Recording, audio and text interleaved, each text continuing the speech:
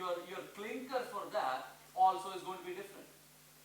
You have a different clinker, right? When you change the composition of the raw meal that goes into the kiln, the clinker that comes out is different. So you are not making C2S cement from a standard clinker. You are making C2S cement from a C2S clinker, right? So you are not making it from a standard clinker. Your standard clinker, whatever is your normal cement, will have a certain composition. That certain composition is because you put in those compositions in the raw meal into the kiln. If you change the raw meal and if you want a low heat cement, your clinker is going to be different, and therefore when you grind that clinker, the cement that you get is going to be different. Yeah, it's going to be different. Now, there are different ways of doing low heat cement. For example, if you really don't want a low heat, I know how it's done in India, maybe Dr. Narayanan can answer. But in the US, nobody makes a low heat cement by changing the composition. The low heat cement is purely done by giving you a larger particle size. Purely done by giving you a larger particle size. How is it done in India? We don't produce low heat. Yeah, you don't even produce low heat cement. So in the US, it's called type 2 cement, which is a low heat cement. And then we use high amount of high amounts of fly. In the US, there is a low heat cement, and it's purely done by controlling your particle size. The clinker is exactly, in the US, there's only one clinker. Except when you ask for a high alumina cement, which is used for high temperature applications. High alumina cement. I don't know, you should ask him. In the US also there's no grade. In the US there's absolutely no grade. There's type 1 OPC. It will roughly have a strength of about 45 to 50 megapascal. If you do the testing as per Indian standards with the water for minimum consistency, whatever that is. In the US, there is absolutely no standard test for strength of cement. You don't care about the strength of cement. You care about the strength of concrete. You do it in mortar, yeah. Standard consistency, and then you have, I don't know, so much of water required for standard consistency or some percentage. It used to be crazy while I was doing my master's here. A lot of these things to read through. ASTM lets you do it, and you know, you can just, standard mill certificate. Your cement company will tell you this is strength of cement, and we don't care. We worry about, and that's why when you move towards, like I said, performance-based standards, I don't have to worry about what's there in the cement. I can worry more about the performance of the concrete rather than the performance. So he's saying that there's no low heat cement, and if you need low heat, you dump in a lot of things like sludge. This is some other question. Good. Okay. So now, if this part is clear, let's get into the microstructure of cement paste. Okay. So typical cement size 1 to 50 microns, very broad number. If you look at a particle size distribution, your D50 will roughly be how much? 20 microns. 20, right? Yeah. 20 microns is your D50, but you will have some larger particles also because you have to maintain that gradation. You know the story of filling things, right? Larger particles, smaller particles, smaller particles, so that you can get a nice filling. If it's grab graded, you will have a lot of space between the particles which you don't want. So this is purely for that. Now, progress of hydration. This is just a nice cartoon for you to look at the progress of hydration. So unhydrated section of a polymineralic grain. So again, like I said, in one grain, I'm showing you C3A, C3S, C4AF, all of that. Right? So you have initially 10 minutes.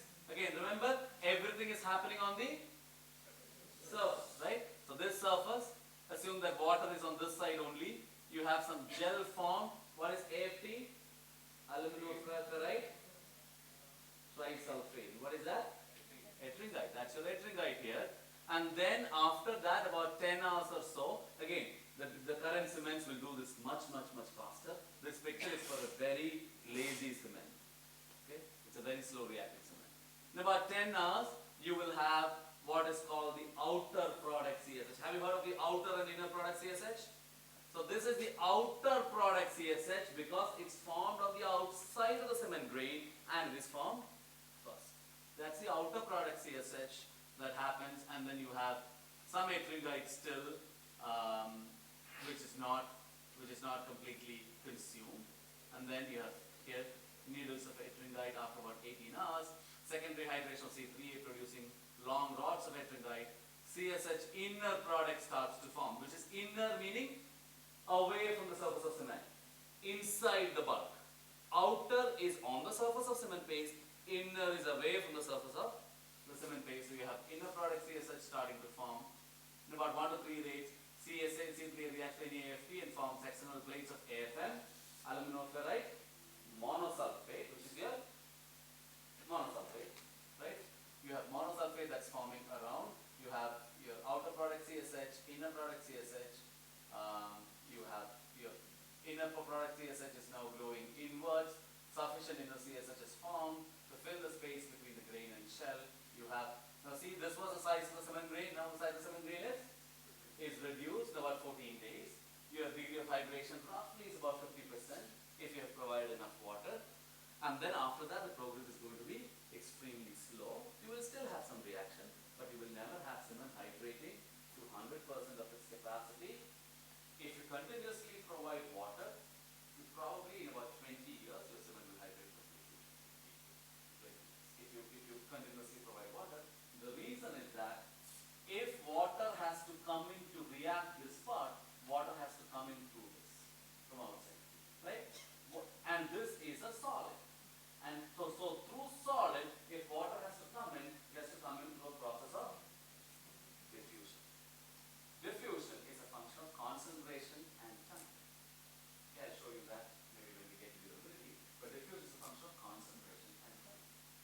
It is so it's the rate of change of concentration with time given as the rate of concentration, rate of change of the product formation with respect to distance. So you have distance, you have time, you have a lot of things that come into picture. Therefore, the reaction will be extremely slow. If you completely give it water, you will have in 15-20 years full reaction. If not, if you don't have it, you can afford the cement. Now, the other advantages, your CSH, what is the density of this part? What's the specific gravity of that part? 3.15. What's the specific gravity here? Specific gravity of cement paste? 1.82. So, very hard core, very soft shell. See that? Hard core, soft shell. So this is called the hard core, soft shell model. The core is hard, right? Specific gravity 3.15. The shell that forms, the hydration product shell that forms is actually only specific gravity for 2. Therefore, what you have is a hard core covered by soft shell. So you have a mix of hard core, soft shell particles in your system. The hard core gives you the stiffness that you want. Remember elastic modulus? Stiffness? That comes from the hard core. The connection is through the soft shell. Right? So the soft shell is the glue. The hard core will just stay there, giving it some strength and elastic properties. So in some cases, not having cement hydrate completely is a good deal. But that should not be a reason for, oh, my cement didn't react at all, it didn't set. Then your cement company should not tell you, we really have a hardcore soft shell thing, and we are really giving you a hard thing, and that's why it's not setting, right? That's not fair, but you can have some unhydrated cement particles. Now, cement companies are spending a lot of research efforts on optimizing the particle size distribution for them to be efficient in their grinding process, yet give you the enough reaction so that you can have the reaction products and leave some cement so that you can have the mechanical properties that you want. So this is a big optimization problem on how much you need. So especially, now if you co-grind, and a lot of times you do co-grinding, right? If you do co-grind, if you put in clinker and you throw something else, for example, co-grinding limestone. Do you have limestone cements in India? Yeah. Yes. Yeah, it's it. How much limestone do you put? 5%? 10%? 15%. So if ASTM allows 15%. So if you put in 15% of limestone in cement, you grind. So here is another important thing. You grind limestone with clinker, right? Clinker is super hard. Limestone is very soft compared to clinker. What happens when you grind a very hard particle and a soft particle? The soft particle will get crushed to a much lower fineness than the harder clinker, right? So now what you're effectively getting, and some companies are using it to their benefit, what you're effectively getting is fine limestone distributed in a coarser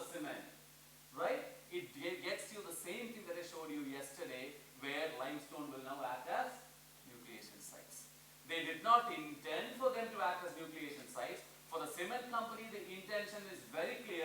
I want to save 15% of money by throwing in limestone, which I have in my quarry right there. I don't have to buy from anybody else. I don't have to heat the limestone. I don't have to do anything. I'll replace 15% of the clinker, put 15% of the limestone, tell everybody in the world I have a sustainable cement. I've reduced my clinker content by 15%. Everybody gets happy. Does not reduce the price also, right?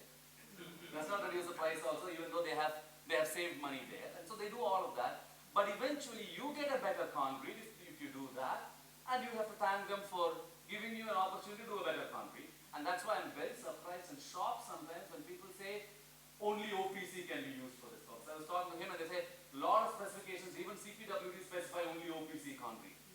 It is absolutely disastrous. I don't know why. In the US, there is zero OPC concrete, zero. There is no concrete that uses more than 75% of clinker, zero. That is also very little. Fly ash, if you're using slag, you go up to 50% of slag, sometimes even more. If you're using fly ash, even the strictest specification is 25 to 30% of fly ash. And then some limestone. Effectively, 75% of concrete used, and in the US, we don't use concrete for houses, for buildings. Our most concrete consumption is on pavements, roads, pavements and bridges. Now those are the biggest concrete consumers in the US. You typically end up with a clinker factor of around 70%. If you're doing a high-rise building, you typically end up with a clinker factor of 50 to 60%. That's it. And US uses way little pure cement these days. There is really no pure OPC that is used for any purposes, unless it is the bag of cement that you buy from the local home improvement store to patch your garage or to clean up some cracks in your basement or things like that. That you can get. That also would be some polymer modified because you need some waterproofing and things like that. But we don't get any pure cement because they have optimized it enough to a level where they can give you unhydrated cement by controlling the distribution, making limestone grind smaller so that they have less nutrition cells. Okay? Okay, hydration product. Is the AC not working here? I think it should. It's too cold. I think people have generated enough heat. I think we are exothermic now. I think we need to get some energy balance. Because yesterday I was very comfortable here. Now I'm sweating. Okay, hydration product is a function of time, which I gave you yesterday. Initially, it's all nicely color coded. You see here, your CSH starts only at about 2 hours. What are the things that are forming first? Calcium hydroxide starts very early, and your ettringite starts very early. You see this nice ettringite bump.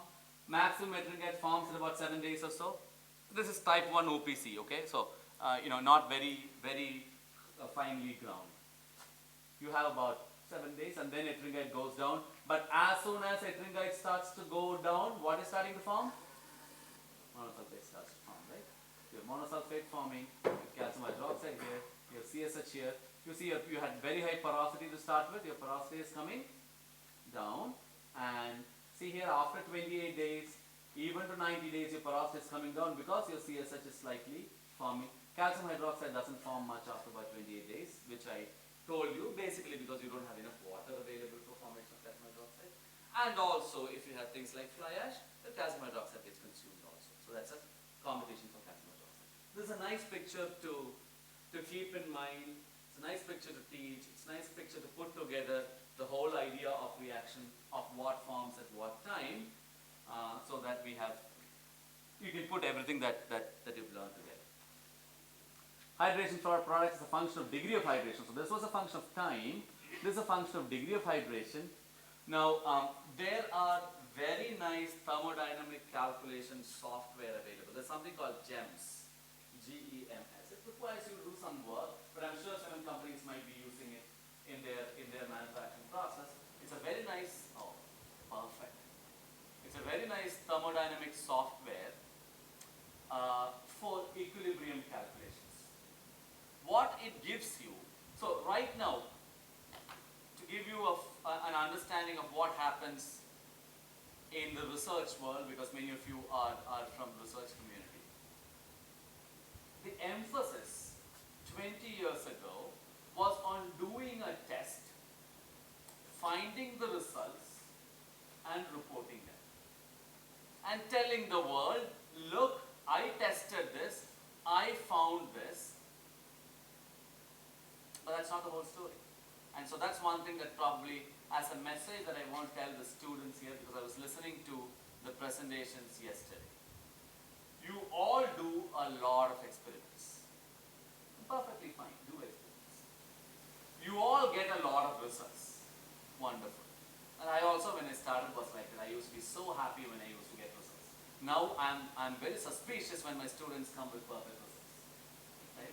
With age, you figure out that I had a lot of, while I was doing my masters, I had discussions with my advisor for hours together on why we are getting these results. He would say something, both of us didn't know anything at that time, and both of us were trying to find out what is happening. He would say something, I would say something else, we would fight, and he would say, no, okay, let's talk to some chemistry professor tomorrow. We would go and talk to a chemistry professor who would know nothing about cement. And he would say, tell me where is the silica here. I said, there is nothing called silica here. He'll say, where is the calcium? Calcium can react only like that. I said, oh no, calcium is in complex with all so many other things. Oh, then this reaction cannot even happen, forget it. You have a wrong system. So we come back, we go back to the drawing board, right? So the question was, but the results are all good. I'm getting results. So what you should do, and this is something that you should think of. It's easy to go to a lab, get results. Behind, and I tell this to my students all the time, if you're writing a paper, if they give me a graph of results, if you don't have a page to write about that, that graph should have no place in your paper. You should be able to write a page of discussion on why you are getting those results, what is different in it from what people have done for a million years, why would you get your results, how would you corroborate your results, and how would you confirm that your results are correct? Right? That is what, and what I did not see in many of the presentations were the answer to questions of why. What? Compressive strength. How? Tested in the lab. Where? In my lab. Which specimens? 6 specimens. Why am I getting it? Right? The answer of why is a research question. The rest are all procedural questions. The rest are all administrative, managerial questions. It's just the why that you have to think of. For every data point that you get, why? So again, I'll give you a classic example. Strength increases until this point and then decreases. Why? Rationally, there is no reason for strength. The strength is not a very, or the material that you're testing is not a very moody thing to be a good mood until some point and then go to a bad mood. Why? Right? You have to understand, is it chemistry? Is it physics? And I can guarantee you, if you start looking at physics and chemistry, 90% of the time you come back and say, it's not the physics, it's not the chemistry, it's my testing. Right? You will come back and say, it's what is the lab. Oh, the lab was very hot for the first 7 days, and then the AC kicked on, the strength started to go down because it was testing it. Remember the moisture content in your concrete when you test. How many of you do the moisture content before you test the concrete strength? I don't do it, to be frank. I don't care. But really, do you know the difference between a saturated testing and a dry testing? You see what happens when you have water that confines inside the pores of concrete and gives you this exaggerated feeling of higher strength? Right? So, again, I used to tell my students, and I learned this from IIT when I was working. You tell me, I can get you, so I can guarantee you 2 things. Tell me what slump you want, I'll give you the slump that you want. Okay? By manipulating how you lift the cone. I've shown this, I've demonstrated so many times. Okay? I've demonstrated it in IIT campus while I was there. I can show you, I can't make a slumpless concrete 150. But I can easily change between 75 and 100. I can easily change between 100 and 125. It's based on how you lift the slump cone. Slump is the stupidest test that anybody can ever think of. I don't know why everybody, everywhere in the world, in the US also, we have this wonderful slump cones, these companies, very shiny, like, finish of cars, the new car outside finish. Beautiful slump cones, very metallic finish. They sell it for $200 to $300, a slump cone. But I have no reason, I have no idea why people still do quality control tool between two people, you will never have a slump test the same. Right? So you're doing some kind of, yeah, I get a 75 mm slump, I get a 100 mm slump. What you should do, if you can, is a compaction factor test. It's a much better indication of the energy that you have to give to concrete, because slump is a measure of workability. Workability is a measure of energy.